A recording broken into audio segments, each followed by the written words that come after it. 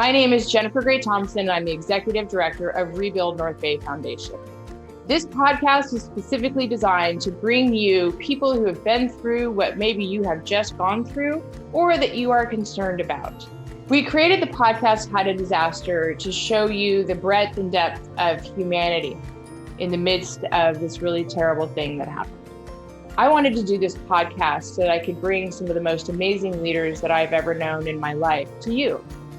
You may have just experienced a disaster, and you may be looking around and you are dealing with trauma and the shock of it. And you may be wondering, I don't know how to do this part. And so we purposefully made this podcast into different sections and different topics of recovery so that you could pick and choose what would work for you at that time. So welcome to How to Disaster, and thank you for giving us your time.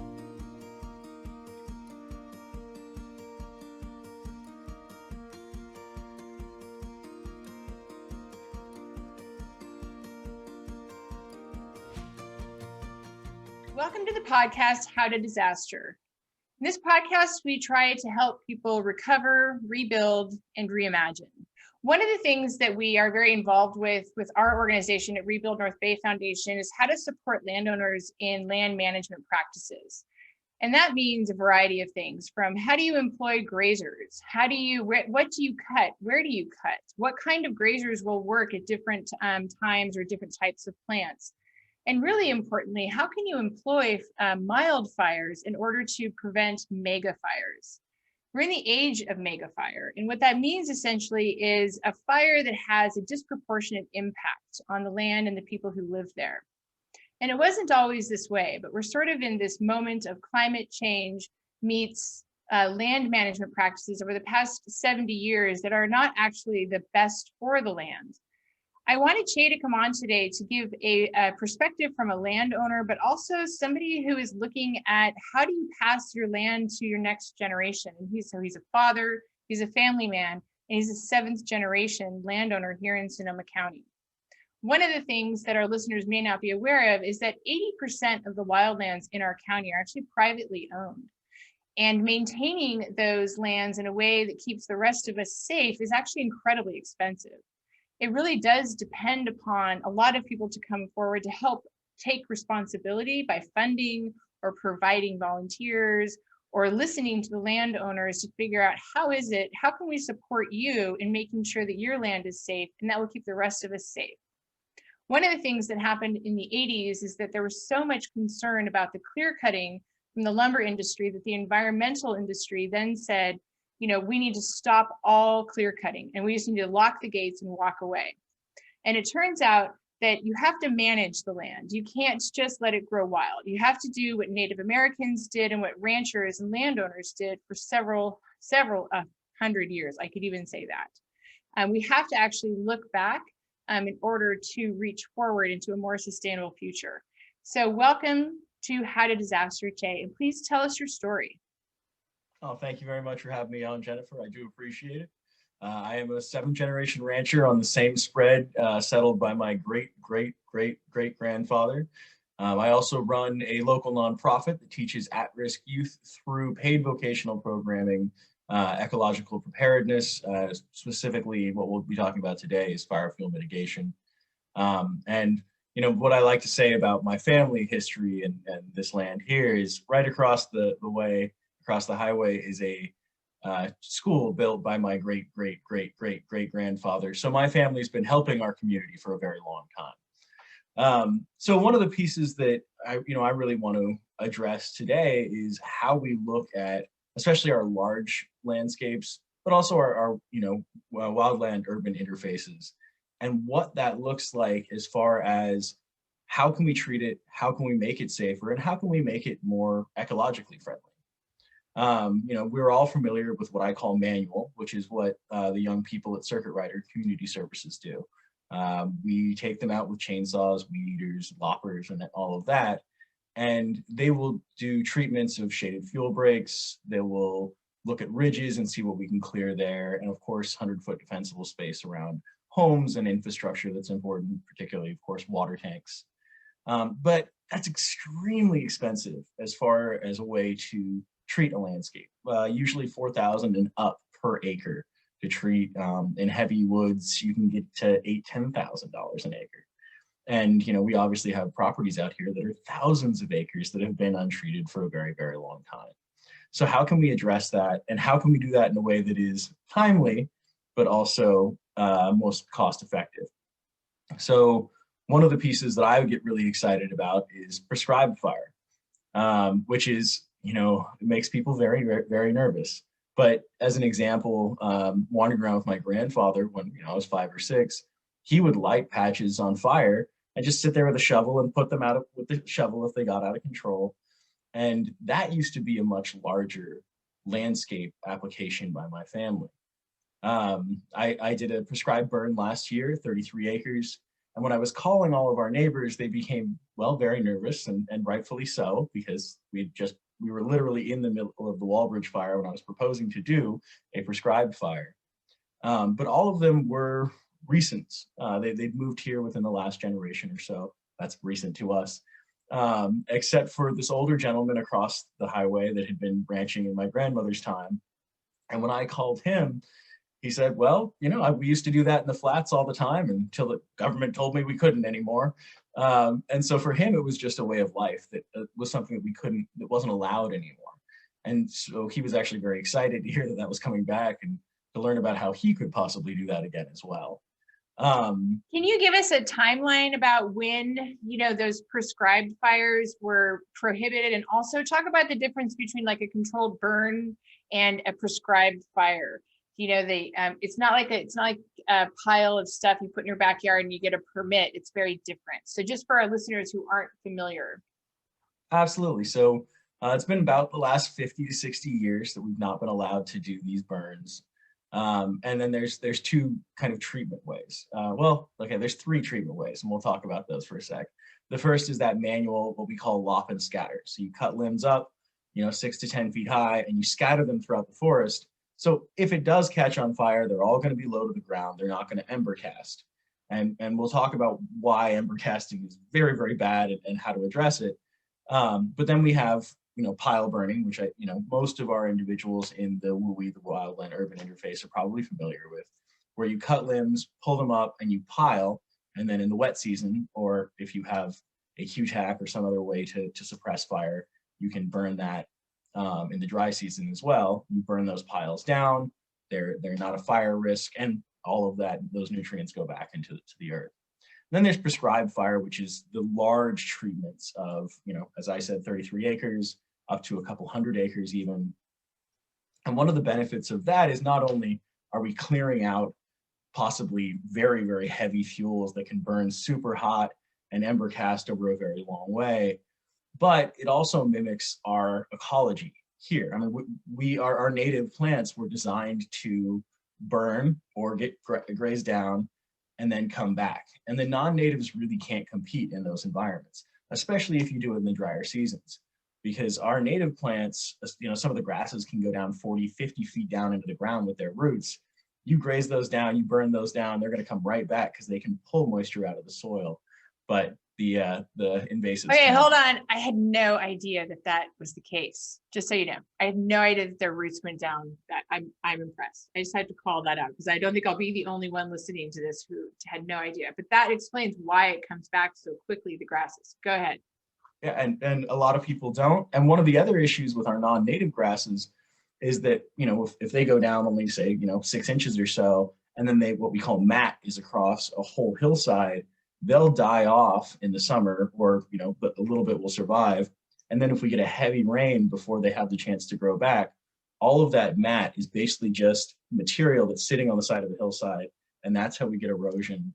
And our topsoil becomes much poorer. We have, devastating mud flows into the creeks for our salmonid populations, our salmon, steelhead, and trout. It's bad all the way around. Sorry, that's my little side piece on. Oh no, dude! Talking about non-natives and how much I hate them because I've been fighting them my whole life. Oh no, you can go on as long as you want. It's fine. It is educational, but it's also the story. And so, if it needs to be said, then this is the place to say it, because we'd also like to prevent disaster. So we appreciate that. Absolutely. And we do have some slowly creeping ecological disasters here as well that are related to fire. An example being, that we have firs taking over large portions of our county. And we call them, dogwood at some point because they start piling up, or sorry, dog hair, and they're super thin and they pile up in these little stands that would traditionally have burned down and the big ones would have survived. But now we have them all piled up. They're all slowly starting to die off. They're choking out the native oaks and they're a huge fire risk. So bad all the way around. We also have this expansion of bay trees into what has traditionally been oak woodland. Bays burn very, very, very well, which is very concerning. If you have any by your home, try to get rid of them. And they do carry sudden oak as well. And you'll see these little black spots on the trees. They're the most important foliar for sudden oak. They're not affected by it at all. And what they'll do is spread up these hillsides, killing off the oaks as they go, which creates more opportunities for heavy fuels. And then they can burn really well because of the oils involved in their bark and in their leaves. I had a kind of funny but scary experience recently where we were doing a controlled burn with some of my young people from Circuit Rider. We had a forester there from a local organization I won't name, and I'm piling bay trees into a burn pile to burn that are wet. I mean, we just cut them down. And he said, well, why would you do that? They're wet wood, they're not going to burn. I'm like, well, you're a forester. You probably should know that they are bay trees. They're going to burn very hot. And sure as heck, they lit off very, very well, burned down.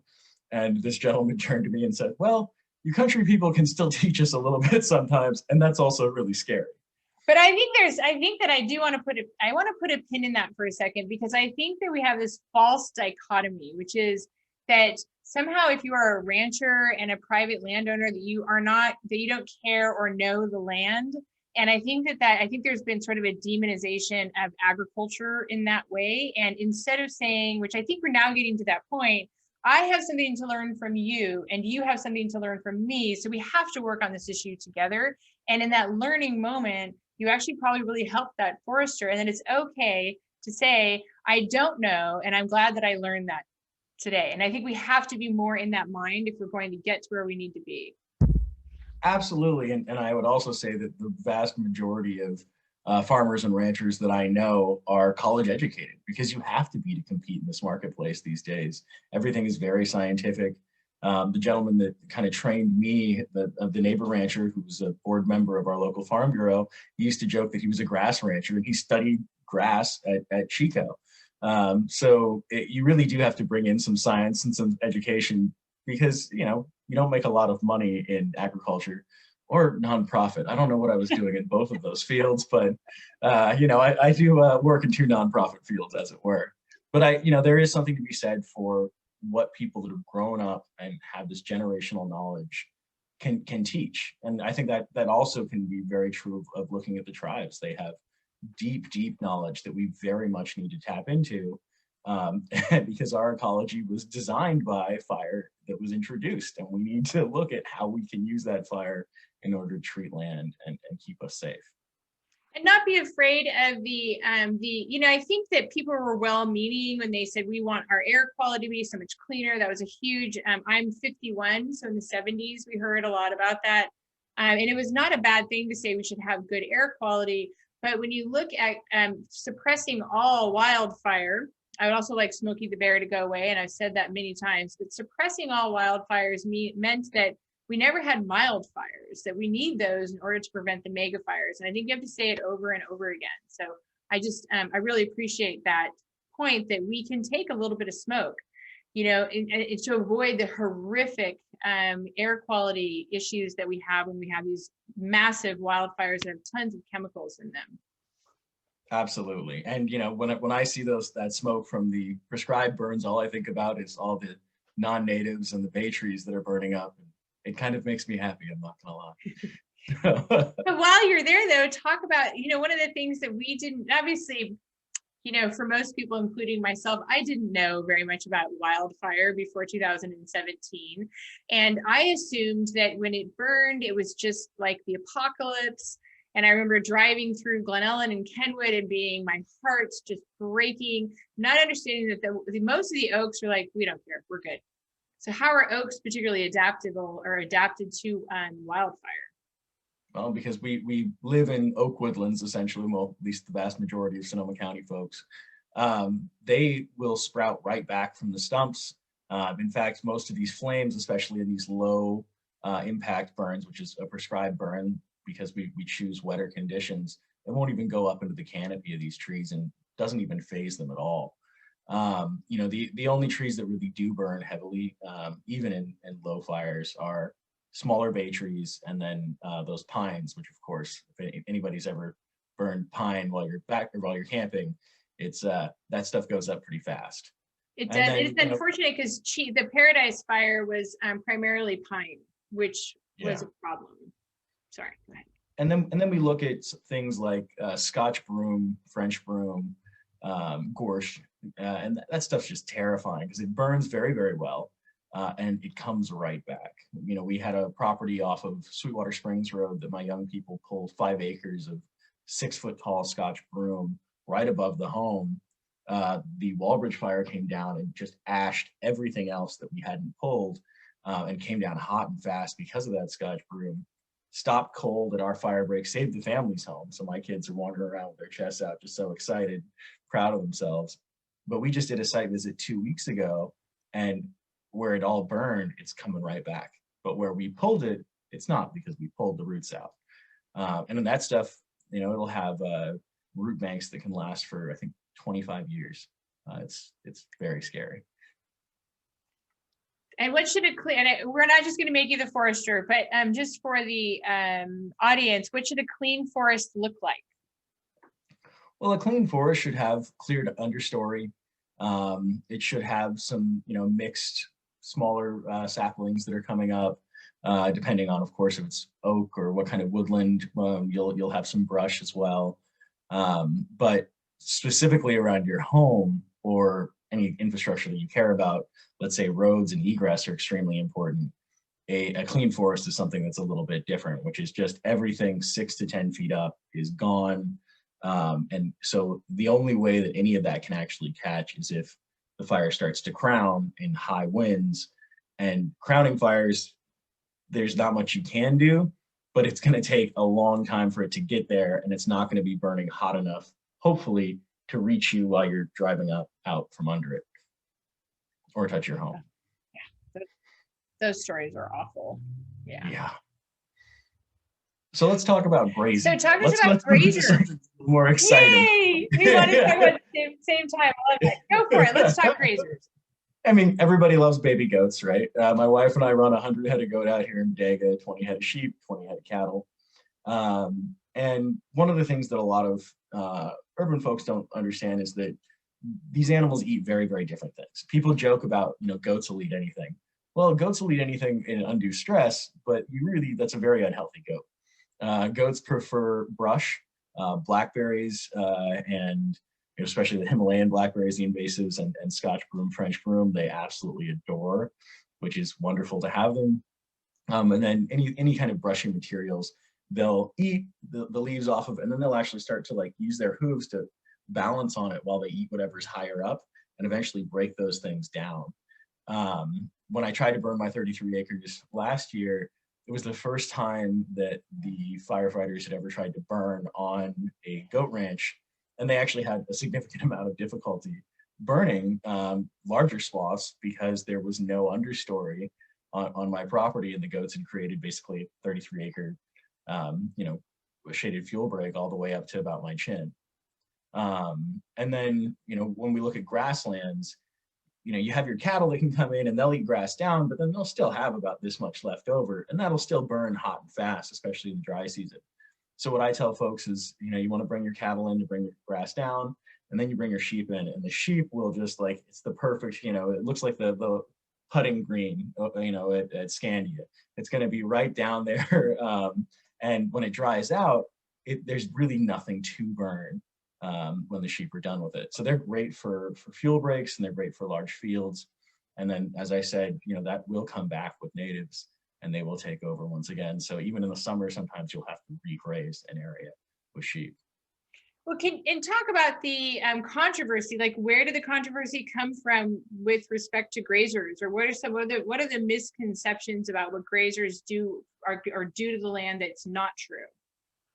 Well, I mean, it's kind of like that misconception of goats will eat anything. You know, there are unfortunately farmers and ranchers that don't treat their animals very well, and if they leave animals in one space for too long, the vegetation will be completely gone. It'll turn into a dust pit, which, you know, we've probably all seen that driving around. And then when the big rains come, all of that topsoil goes away. And so the habitat's gone, the nutrients are gone, and it looks terrible, and it's just bad for everybody involved. There's also, you know, waterways are an issue. You don't want animals in waterways. That doesn't make them very healthy at all. And so you either have exclusion fencing or you do rotational and just keep them very, very briefly in that area. But I think really rotational grazing is, people are starting to understand how important it is for a way to treat land, but also a way to bring back our natives and to sequester carbon. Because as I said, you know, we have these grasses that can go down 40 feet in the soil, or, you know, some of these brushes and grasses that can go down even further. Well, if you think about it, you know, you have a foot or two of grass and it gets eaten down. As that plant starts to regenerate, it actually starts drawing carbon down to create that new growth. And so there is a growing body of science, and there has been for a generation, that rotational grazing is actually wildly beneficial for our natural world, and that it draws down carbon, it brings back our natives. And I think we also have this idea of, you know, cows as an example, you know, the methane that comes from cows. Well, yeah, in a feedlot, absolutely, when they're like, you know, trucked corn. But if you have them out in these open grasslands where they're grass-fed, grass-finished animals, that means they only got fed grass even before they're harvested. Then they're rotating through these blocks of land. They're eating that down. They're helping to sequester carbon. And at the same time, they're providing an economic means to support this kind of treatment that we desperately need in our county. Because you must hear about and I talked about it in the beginning of this, but the economic barriers to good land management, they're a real concern. And I think that I am happy that at this point, unfortunately, that how we got here is so much about disaster, but that we are in sort of a new age of finding the science in the middle and going from there, and not just saying, oh, I read about, you know, Brazil clear cutting trees for cow farms for McDonald's. There's my dog. My dog would like to be part of this. So, you know, therefore all grazing bad, or I don't like my air quality to be compromised, therefore all wildfires are bad. And so I'm happy to see that, but talk about, like, what are some of the challenges, or what are some of the things that the public or private sector could do to support responsible land stewardship and management? Well, I'd say, you know, there's always this element of, well, not always, but there's often an element of nose in the air when you encounter individuals who have their own preconceptions of what the meat industry looks like, and that you're being cruel or being awful. There is, you know, the argument that, well, you know, land that's used for crops growing this kind of protein or whatever is much more productive per acre for sustenance. Well, that's very true, but I live in Bodega and it's very, very steep, and farming that any kind of way is completely impossible. It is literally only good for grazing and well, and for those who don't know what bodega is, you'll have to tell them in case they're like in Missouri hearing this. So you know, very much rolling hills that are getting towards the coastal areas, which are very, very steep. And I have, you know, the vast majority of my property, it's kind of sketchy to take a truck on, much less a tractor. So you just simply cannot farm it. You can graze it, and those little goats and cows can go up these very steep cliffs, no problem, that have you know, grass all over it. But there's just no way that I'm going to be growing any kind of row crops. And it's also, you know, a colder coastal area as well. So there's that piece. But, you know, it's also the idea that, you know, people have seen so much about, you know, feedlots and the cruelty there. And it's a very different experience in the country. I strongly suggest, if anybody's looking to think about buying directly from ranchers, please do, because it's great for us and we don't have to deal with a lot of the issues inherent with working with that system. The food system can be pretty awful. But my animals are harvested here on site. You know, they are happy until the moment of they're not there anymore. And trust me, they don't feel a thing. And then they are taken to a local butcher shop, which helps to, you know, keep our economy alive. And I feed, you know, upward of 20 families every year that can, you know, say this is in the freezer from a local guy that I know, who's not only, you know, managing his land well, I hope I am, but is also, you know, somebody that is responsible with that future generation thought of how do we protect our animals, how do we keep the land healthy, and then think about what my son's going to inherit so that he can do the same. It's the ecosystem. The ecosystem for our safety in wildlands can also include responsible farming and even responsible harvesting. And I think that has to be part of the equation. So I love that you're talking about that. If you think, go ahead. If you think about the way that our ecology was designed, it was designed for huge herds of ruminants to come through and eat everything down, or fire to come through and burn everything down, and then to grow back. And that's really what we're looking at and what we're trying to mimic with rotational grazing or prescribed fire. So Che, can you tell us about your fire story, and it's starting in 2017, and then how you sort of experienced it since then? In 2017, to be clear, it was really more centered in a different part of the county. But if you look at a map of Sonoma County and our surrounding areas of fire over the past 4 years, it looks like a puzzle piece. Like wherever hasn't burned the year before, we've seen it then burn the year after. And in this past year, the glass fire actually burned over into the current Tubbs fire scar from 2017. So I would love to hear your fire story. Yeah, so 2017, you know, it was the first big one. So it was a very different experience. We weren't saying, oh, here we go again. And our property was very far away from that. So even with the power being off, you know, my home was built in 1907 before electricity was a thing here. So we had gravity fed water. You know, we could heat with a wood stove if we needed to. It was very hot. And then, you know, we had the ability to cook and had hot water because of our propane. And I've installed a solar battery since. So we were trying to be as resilient as possible when it comes to these rolling blackouts, fires, other unfortunate natural disasters that we're experiencing. But, you know, we had all of these individuals basically camping out here because they'd been evacuated or they'd unfortunately lost their homes. And one of the big issues was communication. So because of the power was out, we live in a rural community, our cell phones don't work, none of the landlines are kept up anymore by the powers that be. And so we really didn't know what was going on, what was burning and where. And that's continues to remain true pretty much every fire and every year, because living in rural America can sometimes be like living in a third world country because you do not have access to broadband internet or, you know, decent cell service.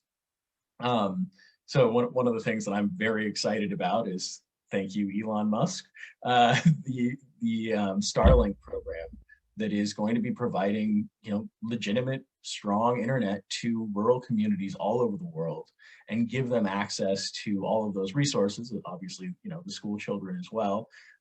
We have an unfortunate experience here in Bodega that you'll see a lot of kids going to the local bar in the back room to do their homework because there's internet there. I can't believe the Press Democrat didn't show up for that. But, you know, in disasters, that issue becomes even more acute because you need to know what's going on and where so that you don't get caught up in this. You need to know if you're in an evacuation zone or if an order has been sent out to you. And something like Starlink can provide all of that information based off of a battery source or a generator. So that's something I'm really excited about. There's a organization that I've partnered with called Sail Relief Team, who goes to disaster zones all over the United States and Puerto Rico. They started in Puerto Rico, in fact, after the hurricane. And they bring renewable energy resources to communities hit by this experience to power communications equipment, to power shelters. And so we have a 2 kilowatt system, 48 kilowatt hour solar trailer that we are storing on the property for whenever one of these things hits, so that we can bring it out to power those needs. And of course, there's a diesel generator attached to it as well. So when you're talking about Puerto Rico, I interviewed this woman, Kelly Thompson, who is the executive director of Vieques Love, which is Vieques is a little island off the coast of Puerto Rico. And she and Martin Gross were on the podcast, and they were talking about communication specifically. And they actually built resilience hubs post Hurricane Maria. They didn't have power or communications for 7 months, which meant all their ATMs didn't work, their pharmacy couldn't work. And so what they learned about was that there was one ham radio on the entire island. And so I'm a big proponent of having your own, they may seem outdated. You may not even know what a ham radio is unless you have a grandpa who's into it. Like, it's something that my grandpa was into when I was young. You can have portable Wi-Fi. It does exist, and Amazon even makes it. And so they have 3 areas in the island now where they are storing their Wi-Fi so that no matter where it hits, they still have access to at least 1 to, maybe hopefully all 3, but at least one of them, so they are not so stuck. But it's that sort of, resiliency at some point has to start at home. And I think the thing about disasters, and especially these wildfires, because we have a very rough decade ahead of us, is each of us has a responsibility to do what you're doing if we can, which is figure out how resilient can we be? How can we actually sustain some of our own communication systems? I bought walkie-talkies for my family, so all across the valley. Of course, I haven't programmed or charged them yet, so I'll probably get on that any minute. But talk about, like, when you are looking at your own resiliency, a rural area in particular, you have to think about, how do you help your neighbors?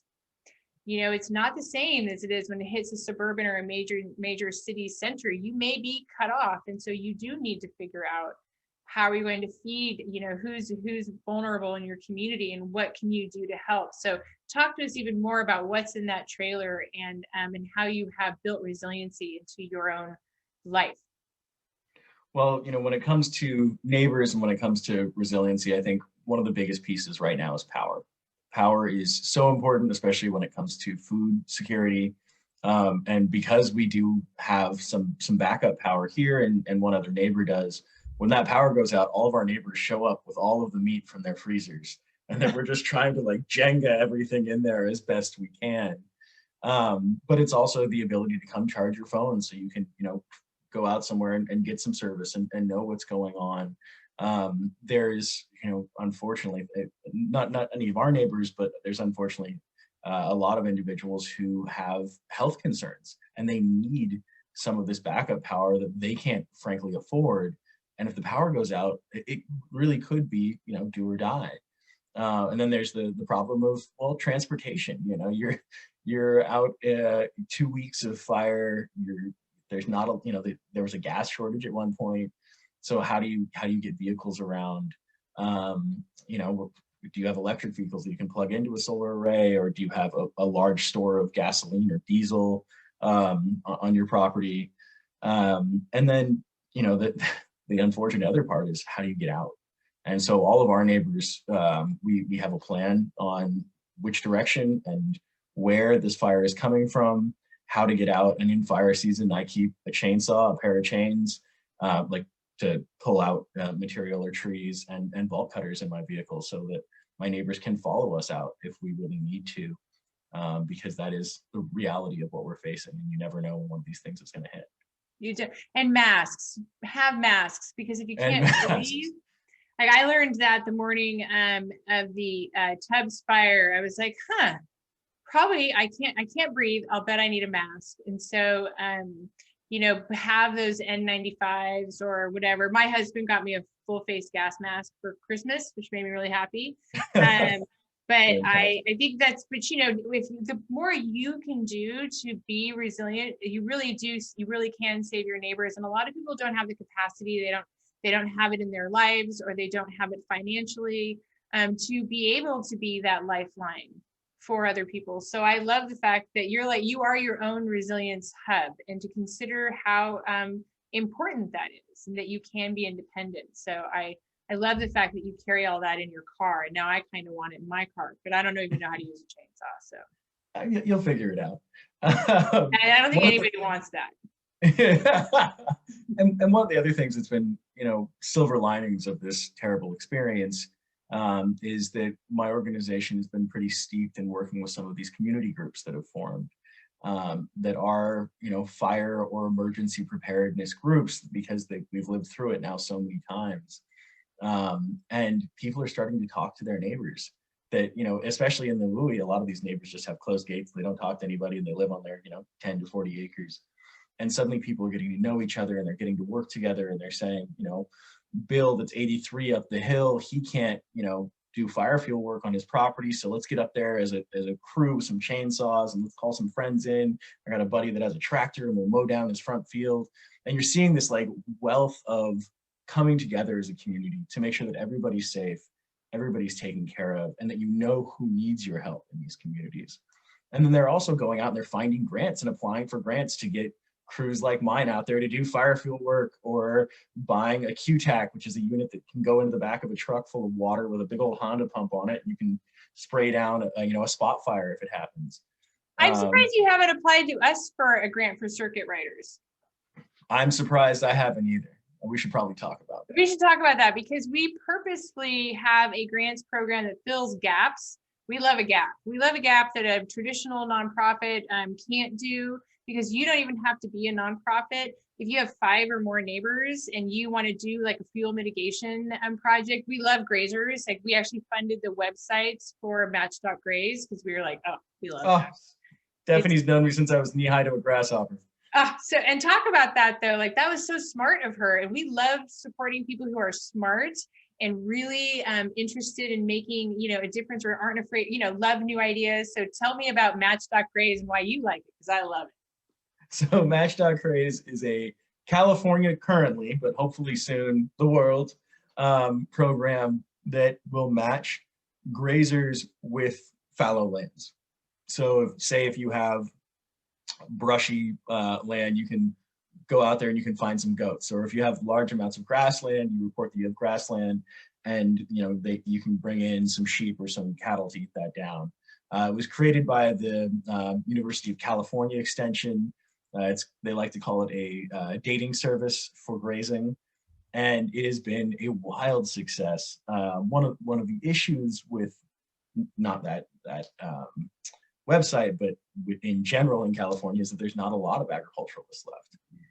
I don't have enough goats right now, and I've been building my herd for 5 or 6 years to graze my own property, much less my neighbors.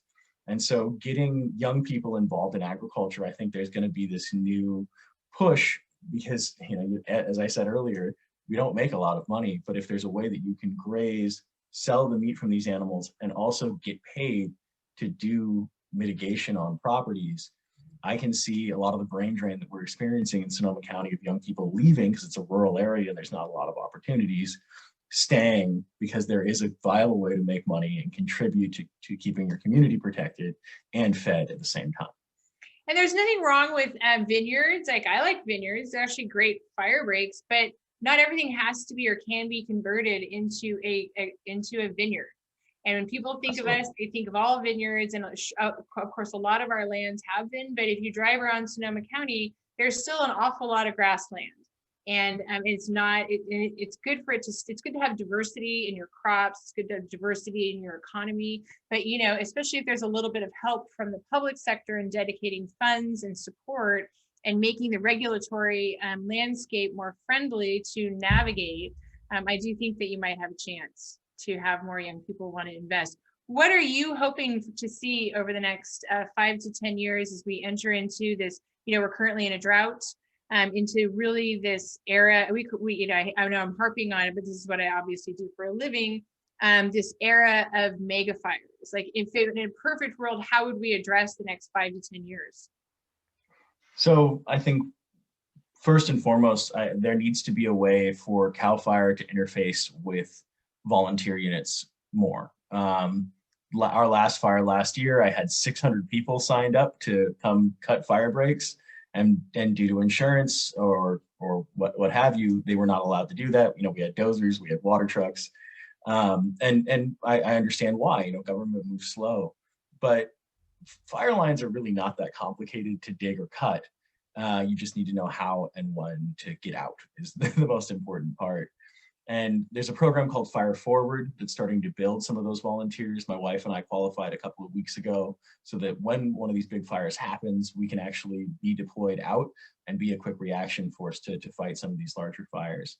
So I'm hoping to see, we have our small volunteer units in rural areas and towns, but I want to see a larger outreach by CAL FIRE to bring in quick deployment volunteers that can help to get under professional firefighters on crews and actually do some of this work.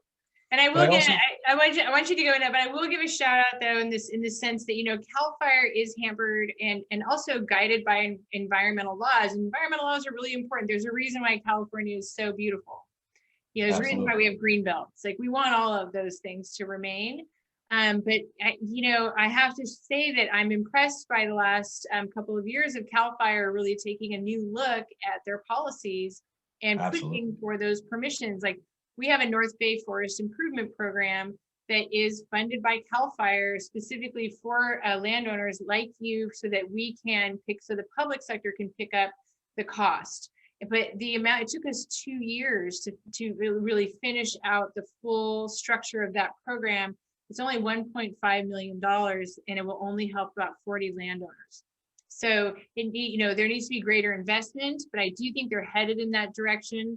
And so I want to give them a shout out and encourage them even more so to lean it all the way into the kinds of ideas that you're talking about, which is volunteer forces, fire breaks. I love what I'm seeing more and more in the paper, in the media rather, about fire breaks. But go ahead. So what else would you like to see? Well, I think that we have these 3 legs of the stool of fire field mitigation. We have that manual, we have the prescribed fire, and then we have the prescribed grazing. My organization, my great hope when we work with our young people, is to train the next generation of young folks who can go out on some of these properties, look at the property, and tell the homeowner, this property is appropriate for this, this, and this is where, and this is how. And so having all 3 of those tools under one hat would be amazing. Right now, all of that is very, very siloed. Our county is kind of looking at starting to put an idea of all of that under one roof. But it's going to be a process. It's going to be a learning curve because all of this is very, very new. I would like to work on that with you, just so you know. All right, let's make that happen. Okay. Tomorrow the world. Deal. And then, I really also want to highlight that we need to do this in an ecologically friendly manner. There is this idea of just make a desert around your home. Well, that's not either aesthetically pleasing nor healthy for the landscape at all. And so we can use some of these tools as, fire and cows is the perfect example of being a positive tool on the landscape instead of seen as these negative, nasty, bad things like they have been traditionally looked upon. And I hope to see that shift as we move forward. I also want to see, as I said earlier, some more energy and especially communications resiliency in our communities. And, if I can say anything to our president right now is please get some rural internet out there, because our communities are hurting and our rural communities are dying, because that is an access and equity piece. We actually, there is a request for input and information that FEMA published in the Federal Register on April 22nd, and I have the link for that if you're interested. But we are doing a full suite of answers, and one of the things that we're pushing for very hard is that in the definition of equity, we want rural. Because if you are a rural community and you experience a disaster, you have very little access to anything. And if your county is not well resourced, if you don't have a healthy economy, or if your economy is in transition, like from logging to tourism, and you lose all the tourism, you probably, you have a very low chance of recovery without a significant amount of help. And so we want to look at regional equity and rural equity, and we choose the communities often that we serve based upon can they not afford to have an expensive consultant come in and help them navigate this. But the rural issue, especially with wildfire and disaster, is massive, and it's a huge inequity. And I'm glad that FEMA is asking the question. We're just also asking them to change the question that they're asking or add. I just want an addition. I love it. Well, and if I can go off on a quick tangent as far as we're talking about energy and equity, we live in an area with some huge trees that block out sun. Solar is not an option for a lot of our community members, but in many of those communities, these are older homes, they're gravity-fed homes. Micro hydropower is something that is alive and well in New Zealand, Canada, and Northern Europe, and is something that we don't even have access to. I can't get somebody to install a unit here. And a unit for me that would produce about 2,500 kilowatts a day. You have to define what that is. Also, my dog, you can leave this in Lang, but she is snoring, so I have to address that. I want you to define. I can't hear it. Okay. So we're all familiar with hydropower, right? But there's also these smaller units with smaller flow and smaller head, which means drop and gallons per minute, that can also produce a great deal of electricity. And so once you I can't hear. He can't hear Gigi. That's what he's saying. Okay. It's okay. You can leave this in. That's the dog's name. I was trying to figure that one out. Yeah, sorry. That's Gigi Grace snoring. So as an example, this Sweetwater property that I'm talking about, every single home in that community has a run of pipe from Sweetwater for at least 4,000 feet. So that builds up a lot of energy along the way. And all of those homes, basically once their tank is full, it just either stops and there's a float on it or runs out. And so putting a unit on the end of these pipes that is constantly running 24/7 can actually produce power to the home. The unit's $695 compared to $18,000 for a comparable solar system. And it can be installed in areas with smaller, or certain areas that don't have access to solar. Because if you live in the middle of the redwoods, you've driven through the redwoods, there's no way you can put a renewable energy source of solar or wind there. Let's look at some of these other options for our rural communities. Okay, I've never heard of that, and I live in this space, and I think it sounds amazing. So, Water Buddy, check it out. WATTER. Okay, I totally will. Because that's the other lesson is that there is no one solution suits or fits all. And this is why collaboration is going to be key in how we get through the next decade and how we really get through our whole lives anyway. But is to de-silo, and it is to invite strange bedfellows and to all the best brains and knowledge and experience, and then have a level of mutual curiosity and respect to get through it. So, absolutely. Because that's how I just learned about micro hydropower. Yeah, it's fantastic. So excited. I like that. So we're gonna, we have about 10 more minutes at most, but so I see what you like to see over the next 10 years is maybe some applied innovations. I'm always amazed by how much stuff actually exists that could resolve or address or mitigate a lot of these issues. But you are a young father, and so talk to us about the kind of what you're hoping to leave for your child and your greatest concern. Oh boy, there's so many concerns. But every generation of my family has done something for the next that has been kind of a large project. We're talking about water resources. We're in the middle of one of the worst droughts California has ever seen, or I think we might have just passed into the worst drought since we started recording. I'd love to put a pond on property. It's very, very expensive to do so, especially with the permits, but that would give us at least a little bit of breathing room. As far as a broader landscape, I'd like to see a larger coalition of individuals using those three legs of the stool to treat our landscapes for ecologically friendly landscapes and for fire fuel landscapes. I hope that we see a transition towards greener ways of living and knowledge about our rural spaces and our rural peoples that urbanites can access, and that they see that we're educated and about our properties and our lands and what those lands need, and we're providing a resource and a food source, I hope, that is valuable and will be sourced from us much more than those massive farms in the middle of the country. They have their place too, but small farmers, we need your help, please. my concerns are vast, but they're mostly with our natural world. Climate change is real. Growing up, I knew a bunch of the more conservative old ranchers around here saying it wasn't.